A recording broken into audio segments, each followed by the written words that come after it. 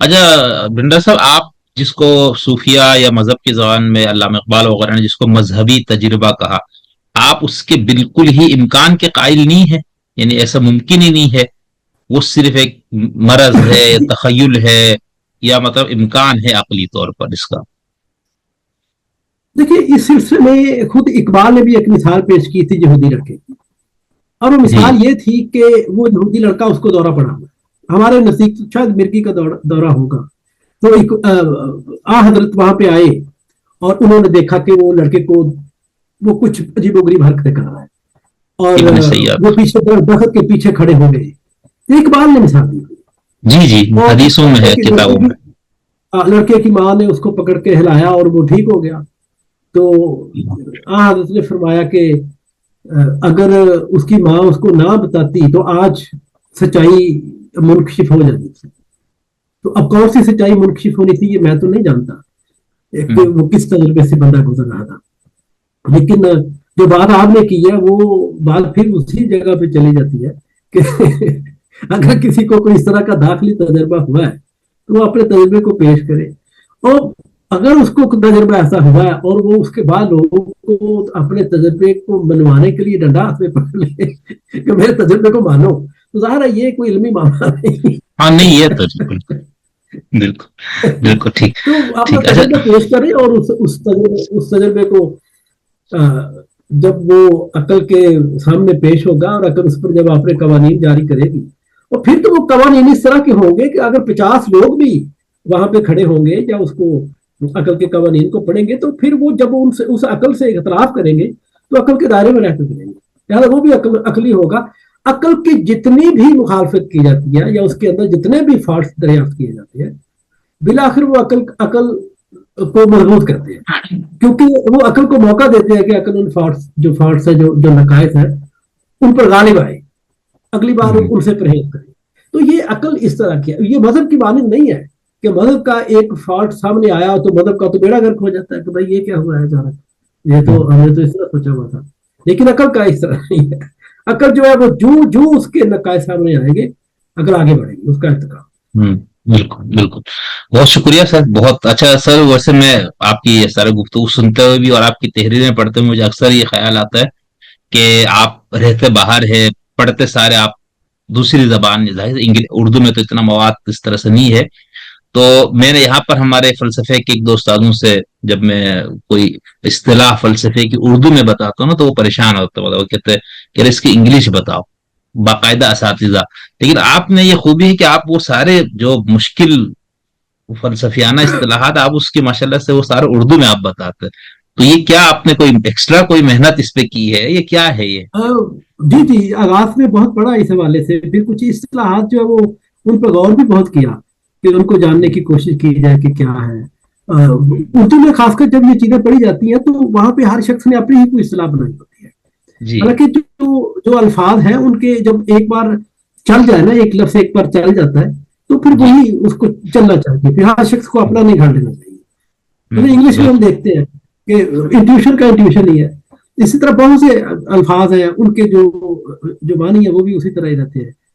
ایک لفظ ہے سبلیشن ہے آف وانگ جو جرمن میں، اس کا مطلب رد و نمو ہے تو رد و نمو ہی چلے گا، اس کے اندر سے وہ نکال لیا گیا ہے.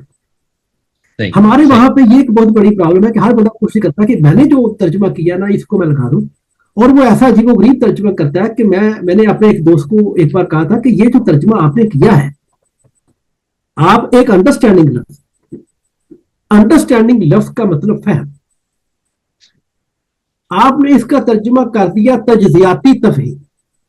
میں اچھا. نے کہا اگر ایک مضمون آپ اسی طرح اردو میں لکھ سکتے ہیں تجزیاتی تفہیم، اور آپ کے مضمون کا کوئی شخص انگلش میں ترجمہ کرے تو وہ تو کہے گا اینالیٹیکل انڈرسٹینڈنگ، وہ تو انڈرسٹینڈنگ کا تو معاملہ ہی ختم ہو جائے گا نا وہاں. تو ایسے ہی. اسی طرح جتنے بھی الفاظ اب دیکھیے، کوئی ایسی ڈکشنری آج تک نہیں بنی، ایک ڈکشنری کے جو مختلف فلسفیوں کی اصطلاحات کو ایک ہی ڈکشنری میں سمجھ سکے. صحیح. کانٹ کی اپنی ڈکشنری، ہیگل کی اپنی ڈکشنری ہے، ارسطوٹل کی اپنی ڈکشنری ہے، پلاٹو کی اپنی ڈکشنری ہے، ہائیڈگر کی الگ ڈکشنری ہے، दरीदा की अलग डिक्शनरी है, डिकार्ड की अलग डिक्शनरी, जितने बड़े फलसफी हैं उनकी अपनी अपनी डिक्शनरी है, उनकी अपनी अपनी इस्तिलाहात। अच्छा, अल्फाज भी कुछ नए भी हैं, कुछ फलसफियों ने दिए, लेकिन ज्यादातर जो अल्फाज है वही है, उनके मानी जो है वो बदल जाते हैं। सही। मतलब अंडरस्टैंडिंग एक लफ्ज है, वो हेगल के हाँ उसका मतलब बिल्कुल अलग है, उसमें कोई कैटेगरी नहीं है, वो एक यूनिवर्सल उसका मौजूद होता है, वो एक यूनिवर्सल पर गौर करती है। जबकि कांट के हाँ जो अंडरस्टैंडिंग है उसमें 12 कैटेगरी मौजूद, कितना फर्क आ जाता है इनके दरमियान। बिल्कुल तो इस ऐसे ही। तरह फिर ये इनकी अलग अलग डिक्शनरी इसलिए बनती है कि इनके जो मुख्तलिफ जो मफाहिम है उनको समझा जा सके। तो लेकिन अल्फाज वही रहते हैं, अल्फाज के मफाहिम जो है वो चेंज हो जाते हैं।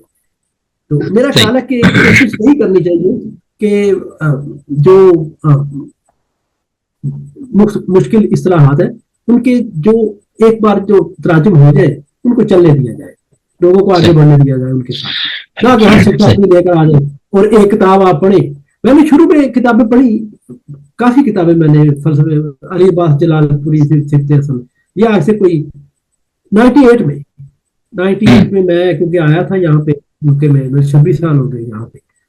तो उस दौरान मैंने इन लोगों को पढ़ा, बैटल नस्ल को मैंने उस दौरान फिर बाद में इनको पढ़ने के बाद मैंने बैटल नस्ल को सही। पढ़ा। आवाज में पता नहीं चलता था, पता नहीं क्या बातें करते हैं, फिर आहिस्ता आहिस्ता समझ आनी शुरू हो गई। बिल्कुल नहीं, सही है सर। अच्छा बिंडो साहब, बहुत शुक्रिया, आपने फलसफा, मजहब और साइंस तीनों से मुतालिक जो कुछ बताया। यहाँ पर इस एक सवाल जो मैं सोच रहा था आगे मुस्तकिल करूंगा, लेकिन मैं चाह रहा हूँ यहाँ पर ये बात कर लूं, क्योंकि ये फलसफा और साइंस की हिस्ट्री में ये चीज हमें बार बार नजर आती है। मगरबी फलसफे को हम पढ़ते हैं, वहां पर हिस्सियत और अकलियत की एक लड़ाई नजर आती है। तो मैं आपसे ये समझना चाहता हूँ कि ये हिस्सियत और अकलियत फी नफसी है क्या, और इनमें निजा क्या था, वो लड़ाई क्या थी। यहाँ तक हमने जो साइंस की तारीख की कुछ किताबों में ये पढ़ा कि साइंसदान जो है उस दौर के फलसफियों को, ये 14वीं 15वीं 16वीं सदी में, वो फलसफियों को कहते थे ये पागल है, ये जहनी मरीज है, ये अपने कमरों में लाइब्रेरियों में बैठ के बड़े बड़े मसाइल के ऊपर ये आरा पेश कर रहे हैं। तो ये क्या था, ये हिस्सियत, यानी ये साइंस मेरा और फलसफे के तनाजुर में ये बात आती है। जी, मैंने कुछ इस तरह का नहीं देखा है कि जिसमें साइंसदान फलसफियों के बारे में कोई इस तरह की बात है, मेरी नजर से नहीं गुजरी, शायद आपकी नजर से गुजरी हो कोई। अच्छा। इसमें देखिए ना, जो न्यूटन की किताब थी, वो पहली जो उसकी किताब थी उसका नाम भी फिलोसफी से ही शुरू होता है, तो न्यूटन को भी उस वक्त फिलोसफर ही समझा जाता था। बाद में जो असल में मामला होता है, जब तजर्बी तरीका का हर चीज को पहले इन्होंने तजर्बियत तक महदूद कर दी, जो बरतानिया से शुरू हुई। जी जी और जी। उन्होंने कहा कि जो इल्म है वो शुरू ही हमारी हिस्सियात से होता है। उसमें जो जॉन लॉक ने अपना वो टैबुला रासा का जो एक फलसफा पेश किया कि हमारा जहन जो है वो तो एक सफेद स्लेट की माने थे जिसमें कुछ भी नहीं, और तजर्बे से उसके ऊपर जो जहन के ऊपर जी जी बिल्कुल जो ख्यालात है और तस्वुरात है वो अपनी जगह बनाते हैं। तो एक तो ये थी हद से बड़ी हुई तजर्बियत थी जो कि बरतानिया में शुरू हुई, और फिर बरतानिया में ही उस तजर्बियत के हवाले से तशकीक का पहलू भी शुरू हो गया। मतलब डेविड ह्यूम ने इस्तकरार पर तनकीद की और तशकीक का पहलू उसकी बड़ी मशहूर है, वो इल्लत और मालूम का आप जानते होंगे। उसने कि इल्लत और मालूम पे कोई ऐसा नजूल नहीं पाया जाता, तजर्बे में जाहिर नहीं होता। जाहिर है उसने ये कहा भी और उसने जगह भी बना दी उसके लिए कि अगर वो नहीं जाहिर होता तो जाहिर है फिर अकल उस पर लागू करती है। तो ये कार ने उसका फायदा उठाया और कार ने उसको अकल की कैटेगरी बना दिया। तो ये बड़ी एक दिलचस्प बहस है सारी। अगर इस बहस को हम उसकी टोटलिटी में देखें तो हमें बहुत ज्यादा चीजें समझ आती हैं। कांट से पहले लाइब्रेरी या क्रिश्चियन वुल्फ वगैरह जो थे उनका ये ख्याल था कि जो अकल है वो बराह रास्त जो शय हकीकी है, थिंग इन इटसेल्फ है, उस तक रसाई रखती है और बराह रास्त वो उसको जान सकती है, उसके लिए उसको हिस्सियात की वो मोहताज नहीं है। तो अब ये दो सूरतें थी जब 18वीं सदी में 1789 में शायद कांट की किताब शाया हुई क्रिटिक ऑफ प्योरिज्म। तो उसने एक तरफ तजर्बियत थी, उसकी तशकीक सामने आ चुकी हुई थी कि तजर्बियत में तो ये चीजें जाहिर नहीं होती है, इल्लत और मालूम जाहिर नहीं होता, बहुत सी और भी चीजें जो कि तजर्बियत में नहीं। हमें मैं आपको बताऊंगा कि क्या क्या चीजें हैं जो तजर्बे में जाहिर नहीं होती और अकल ही उन पर लागू करती है। दूसरी तरफ हद से बढ़ी हुई अकलियत थी कि जब तजर्बे में एक चीज नहीं आई तो अकल वो किस तरह बराह रास्त वहां से हासिल कर देती है। तो ये फिर वहां में एक तनकीद शुरू होती है रैशनलिज्म की तो कांट की किताब जो बुनियादी तौर पे उसका जो मिडिल पार्ट है, जो ट्रांसेंडेंटल आइडियलिज्म, वो इल्मुल कलाम और जो रैशनलिज्म है जर्मन, उस पर तनकीद पेश करता है। बड़ा बड़ा एक्सटेंसिव पार्ट है वो, कोई एक या दो दलाइल नहीं है उसमें, वो दलाइल से भरा हुआ है। आप एक दलील पकड़ते हैं फिर आगे नहीं खड़ी होती है। वो इतना एक्सटेंसिव है और इतना वो इंटेंस है, आप समझिए कितनी उसमें शदीद दलाइल पेश किए गए कि उनको पढ़ना और उनको समझना, और इतना बारीक फर्क मुख्तलिफ तहलीली सतह पर हमारी अंडरस्टैंडिंग क्या है, तजदियाती सतह पर हमारी अंडरस्टैंडिंग क्या किरदार अदा करती है, ट्रांसेंडेंटल लेवल पे हमारी अंडरस्टैंडिंग क्या किरदार अदा करती है, तजर्बियत की सतह पर हमारी अंडरस्टैंडिंग, उसने एक एक तफाउत दिखा दिया, फंक्शन, मुख्तलिफ फंक्शन कि अगर यहाँ पे लाए तो ये है, यहाँ पे लाए तो ये है।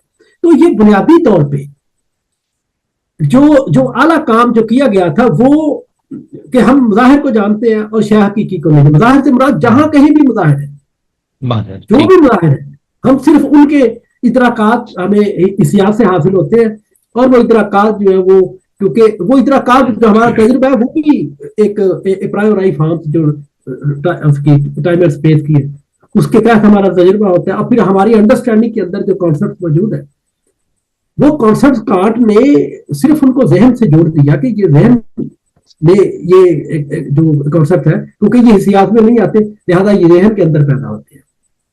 लेकिन वो जितने भी कॉन्सेप्ट है, कॉन्सेप्ट जो कैटेगरी है, वो सारे के सारे लागू होते हैं खारजी तजुर्बे पे, इसी तजुर्बे पे।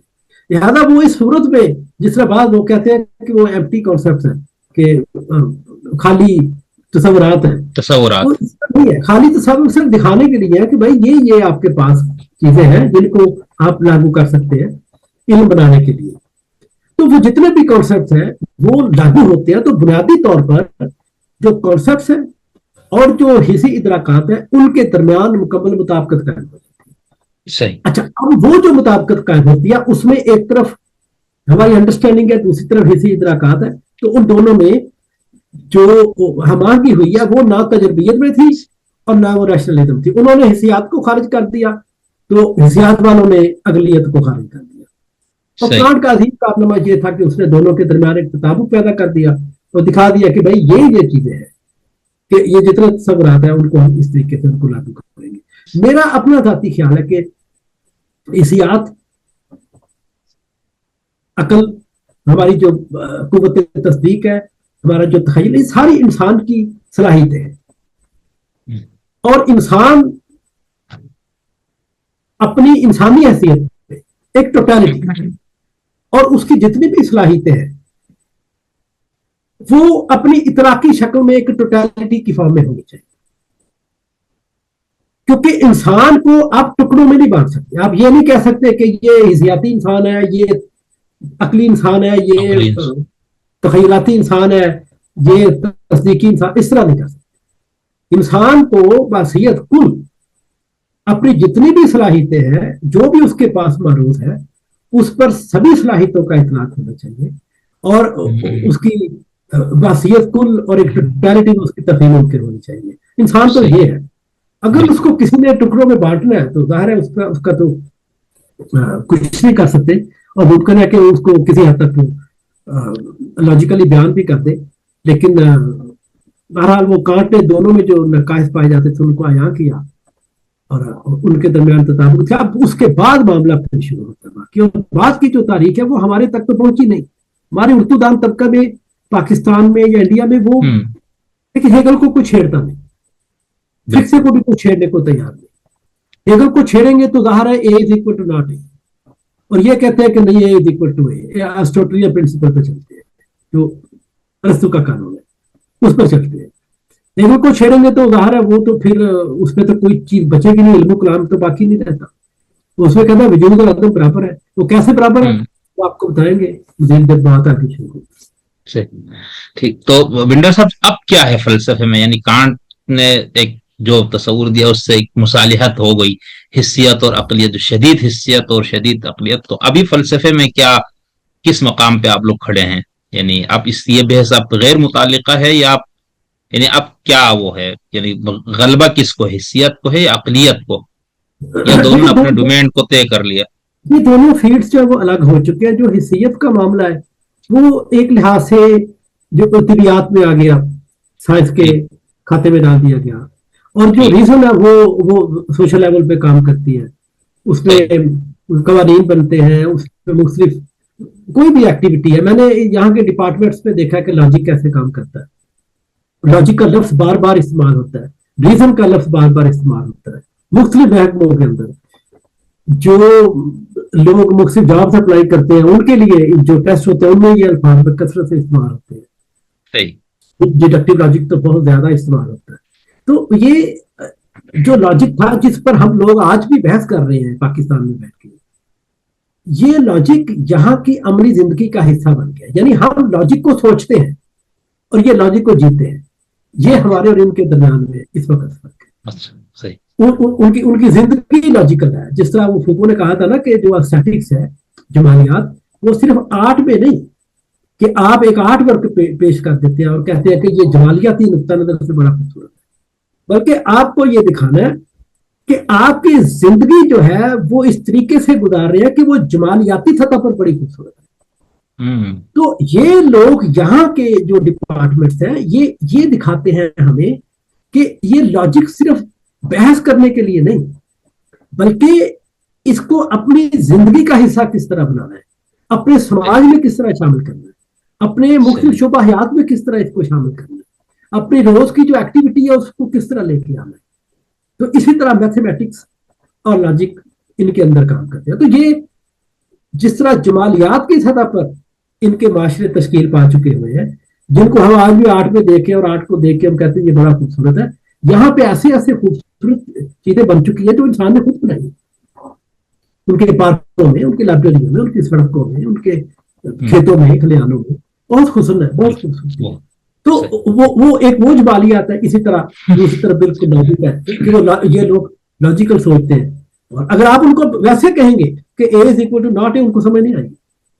लेकिन जब वो प्रैक्टिकली को काम कर रहे होंगे तो वो इसी का इजहार कर रहे होंगे। बिल्कुल ऐसे। ये बिल्कुल उसी तरह जिस तरह वो हेगल ने मिसाल दी थी कि एक औरत जो है वो जब आटे में नमक डालती है तो उसको ये नहीं पता चलता कि वो हेगेलियन डायलैक्टिक्स के मुताबिक काम कर रही है। और हेगल की डायलैक्टिक्स का ये असूल है कि जो मिकदार है वो मयार में तब्दील हो जाती है। तो वो मामूली सा नमक डालती है और आटे का जो टेस्ट है वो चेंज हो जाता है। यानी मिकदार ने मयार पैदा कर दिया। लेकिन अगर आप उसको कहेंगे कि समझाना शुरू करेंगे कि आपको एक का ये वो रोटी पकाना ही छोड़, वो आटा गूंथने से ही तौबा कर ले।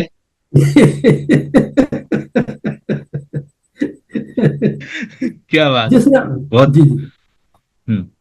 ठीक, बहुत शुक्रिया सर। अच्छा, ये मैं चाह रहा था कुछ तमहीदी सा या कुछ उसूली सी कुछ चीजें मैं आपसे पूछ लूं।